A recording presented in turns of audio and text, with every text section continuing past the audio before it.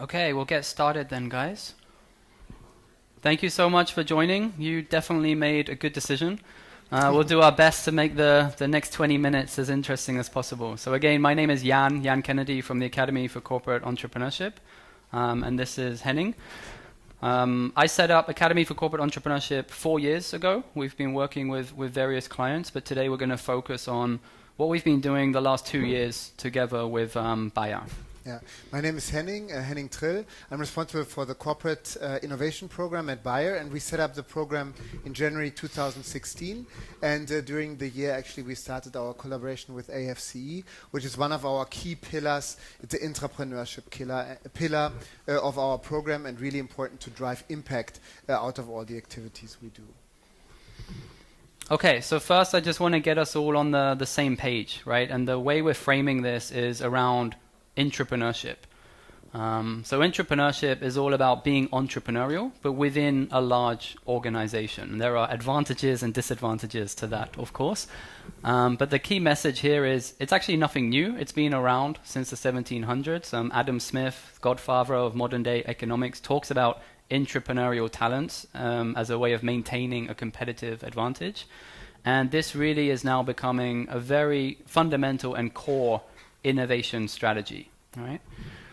So let's just get it right that intrapreneurship is a journey. It's not something you do in a day, right? It's not one of these workshops you can attend and just learn. It's a skill and it's a mindset, and it needs to be harnessed and practiced over time, and only by doing it again and again do you become better at it. Unfortunately, there's a high failure rate with intrapreneurship. Right? That's why I say over 90% of innovation tends to fail. And what happens is in the beginning we tend to be very excited. So the happiness level is very high. And as we start to develop our ideas and test them in the marketplace and put them in front of customers, reality sets in. This is a very similar path to that entrepreneurs would face, right? And very quickly you come into this area called the trough of sorrow, where you need to experiment and pivot and change direction, and only later do you begin to see that your idea is in fact working, hopefully when you found product market fit. So in terms of time frame, probably you're looking at 18 months to go on this journey, right up to launching something significant that's actually going to produce ROI. And what we want to do in this conversation is focus on 5 patterns, I guess, real reasons that we've seen from running many entrepreneurship programs as to why do they tend to fail, and how can we address these points to improve the success rate. 90% tend to fail. We're now seeing success in the range of 60 to 70% success rate, right? So there are things that we can do to give ourselves better chances. So these are the 5 topics that we'll touch on and go into a bit of detail. And what I'll do is I'll ask Henning a question, and he will share from Bayer's perspective how they are approaching this, and that's where I hope you guys can gain some lessons. So let's talk about structure. As we saw, it's a journey, right? It doesn't happen overnight. Typically start with ideation, where the goal is to form disruptive ideas and teams that can develop those ideas. We then want to go into discovery, where we're proving we're solving a real problem for a real customer in a feasible way that makes sense for the organization. Can we find that happening? And then we go into incubation, where we want to find product market fit, basically building the solution. You figured out what is the solution to the problem, can we build it? And what happens often inside large companies is we go from ideation, management get excited, they fund something because it aligns with the strategy. Often it's just to do with the technology. Blockchain, right, is a common one, or AI. And there's no real use case for it. But it gets funded, and people get tasked to build the solution. And we miss out this discovery phase, and that gives rise to the valley of death, unfortunately, where good ideas kind of go to die. And we never really get to launch. And launch is what you should be concerned about, because that's the only time you receive an ROI, right? And to put this into context, with Bayer, what's been happening, we've been targeting each stage. So to put some numbers to this, there's a kickbox program that helps with the ideation stage and gets people up and running with ideas. That's scaling to 300 teams in a year.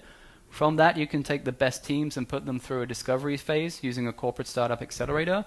And only then is there a stage gate where funding decision is made and those people can go on and develop the solution, and then hopefully some launch, and you can see the time frame. So Henning, you have experienced the valley of death within Bayer. So maybe you can tell us a bit how you've approached structure and what sort of effect that has had on various innovation programs. Yeah. So thank you, Jan. From a structural perspective, it's really the innovation process and making the process transparent for the teams where they are. And one thing we discovered very early in the program is the importance of evidence. That in the discovery phase, we actually spent quite some time with these teams to create evidence that the problem is a problem and evidence that the solution they offer is a solution. And only with this evidence of desirability, we go further. Because as Jan described it, we have a lot of technology-driven projects where in the end there was no business case, or people were desperately looking for a business case later or use cases and couldn't find them. And by building the desirability already very early into the first phase, that was very supportive. And then the other topic is to align already with the management on the strategy. Is there a fit between the strategic problem the team is solving and what the management needs later? And this early alignment helps us. We actually align with them. We will sponsor this project and we will sponsor it even in the next level. But if it succeeds twice, you need to take it on and invest in it from the incubation, the second half of. So our programs would roughly run into the incubation phase, the second half, and then the business had to take it over. And only if they commit to do this, which kind of in reality is true in 50% of the cases, then we agree from the beginning to fund it. So management support and desirability evidence. These are the two core things from a structural perspective. Okay, great. Let's move on to people and teams, because what we've seen is that often over half of the people involved in innovation programs developing new ideas are actually not suited to that kind of activity from a personality point of view. Of course, you need to be passionate and you need to have a cross-functional team, ideally, with various skill sets. But from a personality point of view, there's many people getting involved that actually don't like this way of working. And these are some of the characteristic traits that have been proven that entrepreneurs have to have in their personality. And it's really interesting because this is very cheap and simple to screen for in advance. So for a lot of our programs, before we actually launch them, we screen the people to see are they a good fit, and take some other factors into account as well. So my question to Henning would be, in reflecting on Bayer, is entrepreneurship right for everyone? And maybe you can elaborate a bit on how people are included in such programs and teams are formed. Yeah. So I think it's, actually we want to include everybody in the process of innovation, and our broader perspective reaches really the 100,000 or 120,000 employees now. It's important to have them included and that everybody understands the relevance of innovation. But when it comes to these entrepreneurial or intrapreneurial skills, it's really a much smaller fraction of people who have the resilience to drive the project through. And we learned it the hard time. In our first round, we had quite a few team members who basically just dropped out or didn't show up after a while anymore. A lot of you are frowning, but this is just the hard truth, unfortunately. And don't get me wrong, I'm talking about going from end to end. So it's fine to involve everyone in the ideation stage. Everyone can contribute to an idea and give you a thumbs up and a thumbs down, but we're looking for the people that can carry the idea through those stages. And think of it from this perspective, that 70% of the world's CEOs are an ENTJ personality type, right, on the Briggs-Myers index. So the same is true for entrepreneurs and intrapreneurs. Maybe one thing to build on this, it's not only important to have your project teams understand the relevance of importance, but also there are people in regulatory, in data privacy, in IT. And you want to involve them and want to give them also, maybe have them even in those workshops to experience how the entrepreneurial team thinks. Because only then the entrepreneurial team can really work together with these functions. Great. So I'm going to move on to testing. This is about validating and gaining market evidence that you are actually solving a real problem for a customer that actually cares about what you're working on. It's hard to get IT resources often within large organizations, and that really slows teams down, right? And we're following a mentoring methodology here where every week we want teams to be presenting evidence that they've gained to their mentors so you can make decisions based on evidence and not based on opinion as to where to go with the project. So we've run programs with an integrated prototype fund, we call it, right, where some money is available for prototyping resources, and we've run some programs without it. So I'd just like Henning to reflect on how you see access to prototyping resources. How helpful is that? Yeah. I think it's very helpful. So we also, you mentioned the Catalyst box we have in the beginning. There we don't have a prototype fund. We give teams a credit card with 500 euros so they can basically do whatever they think is necessary to follow the process with an online tool and then make the necessary investments or purchases. But we see only a fraction of the teams actually taking this up. And that also leads to much less sophisticated experiments. Now, if we look into the Catalyst Fund, where actually we equip the teams with a much more valuable, we call it slush fund, right? It's a fund for prototyping, to make mock-up apps or web pages and something.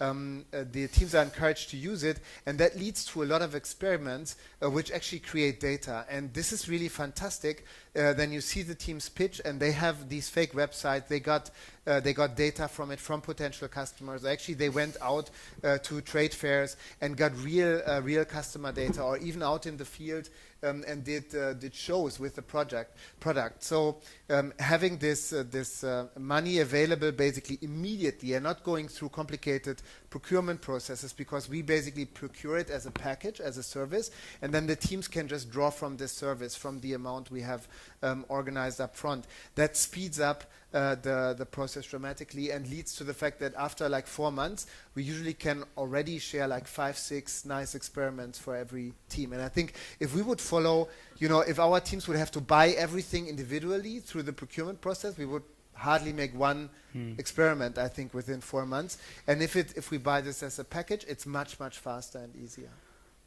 Ultimately, what this leads to is, if you think of what our team's presenting at the end of the day, right, to ask for funding, the person making that funding decision should be making that decision based on evidence, real evidence gained from the market, and that's what this supports. Otherwise, they're just listening to a marketing presentation full of opinions without any proof behind it. And that's a much better way to make funding decisions. Okay, let's move on to guidance. And here we're going to talk a little bit about mentoring versus maybe management opinion or consulting. So imagine like you've got these intrapreneurs, and yes, they might be a good fit, they might have the right personality, you've given them some access to resources that they can run experiments with, but it's like sending people off into the wilderness, right, without a map and without a compass. These people have never built new businesses before or launched new products. They've often never been entrepreneurs before. And we know with entrepreneurs that as you become a serial entrepreneur, you become better, right? Because these skills are only developed over time. So what we really need to be doing is transferring those skills and mindset to the people in the team. And that is only done, in my opinion, through mentoring. Mentoring mentors that can show tough love, and people who have actually been there, done that in the past. So we only work with mentors who have run innovation programs before, who have developed new products, who know design thinking and lean startup methodologies and can apply that and have applied it often themselves as entrepreneurs.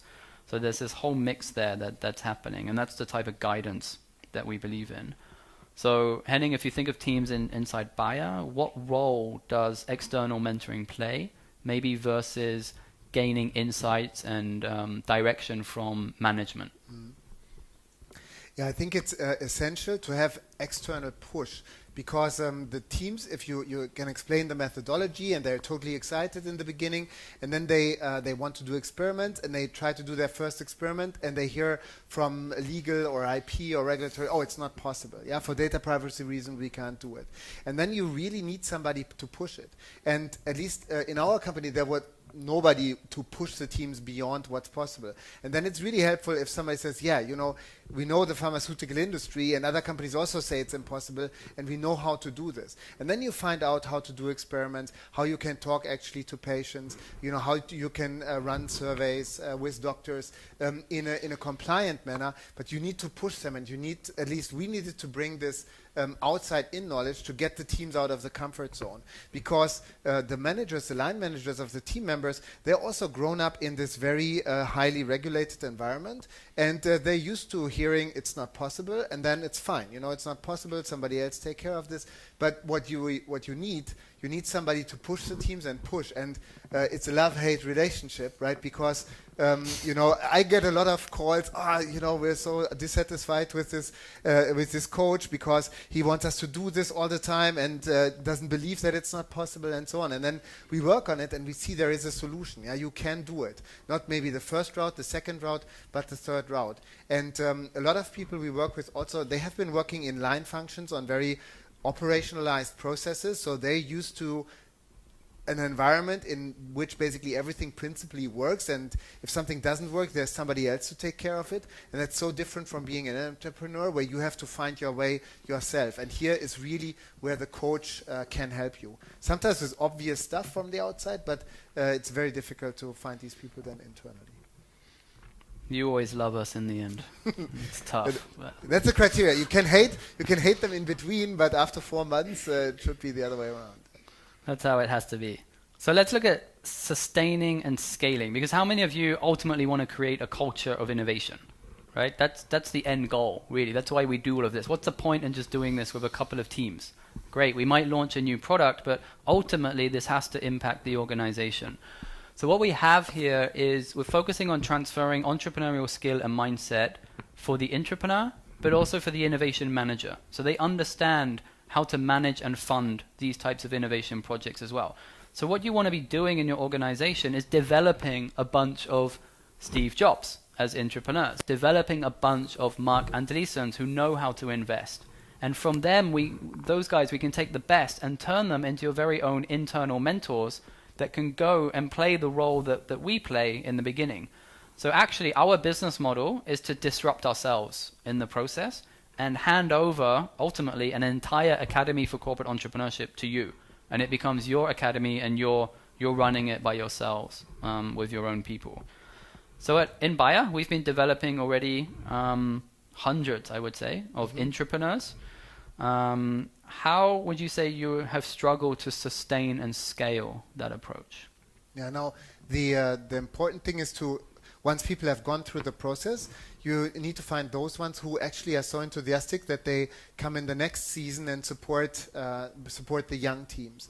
But it's something that resonates very well with our management, because ultimately, internally, it's very good to sell something where you can say, we get this skill, we internalize it, and then we're able to do it ourselves. And people understand it, and there's also a high uptake in the management, and they're willing to give time to their people to actually experience this, become an innovation coach, become a lean startup coach. So there are a lot of people who run innovation portfolios anyway, and we have lined them up now for the next season of Catalyst Fund, where they become project managers, project members, to go basically through the process. So I think it's otherwise it would also be non-sustainable to always rely with something which is a core capability to become entrepreneurial on the outside, but to really trigger the process and then kind of internalize much of this. Not that there would be no coaching needed in the long run, but really to in the broad, if you want to scale it, you need to be able to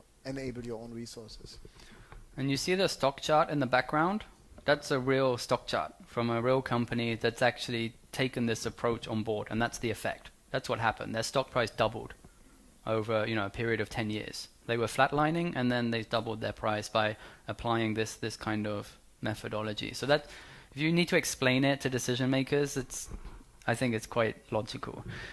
So we need to wrap it up here. 1 minute left. So thank you all for attending. This is what we do, and we try to work with different organizations. If you think that appeals to you, we'd love to talk to you more about it.